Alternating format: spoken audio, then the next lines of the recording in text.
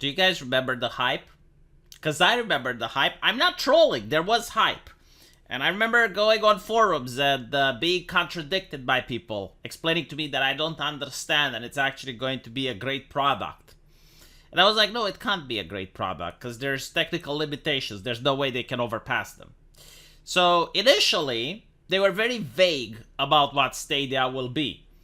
And it was the idea that you get this controller and an app, and as long as you have internet access on a device, you can play games on. So if you're on a camping trip and you have a phone with an internet connection, well, you can play games on your phone. If you have a smart fridge, you can play games on your smart fridge, as long as it has a screen. Like, if it had an internet connection, you're supposed to be able to play games. But that wasn't the biggest and most interesting thing. You could play 4K games on it. So, at the time, 4K was a novelty. It was kind of like 8K is now. And you needed to have an incredibly powerful rig to be able to play 4K.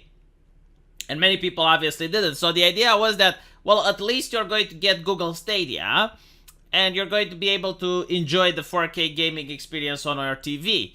But I was pointing out that no way that can happen because you needed incredibly good internet access for that.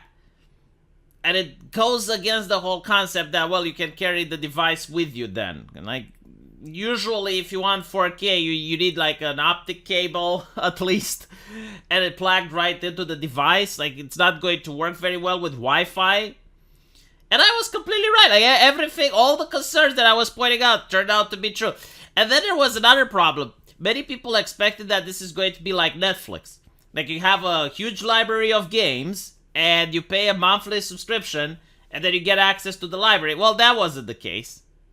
So, obviously, people were very unhappy, and the project was a failure. And I have to give props to Google. They're going to refund all the purchases. So they're dropping the project, and if you actually spent money on it and you bought games, you're getting a refund for the games you bought. Many companies wouldn't do this. So that is very interesting, and they said that the technology that they developed, they're going to use it on YouTube. I'm really curious to know how exactly they're going to implement it and what they're going to be used it for. But again, props for them giving refunds. Let me know what you guys think, and I'll see you in the comment section. Take care.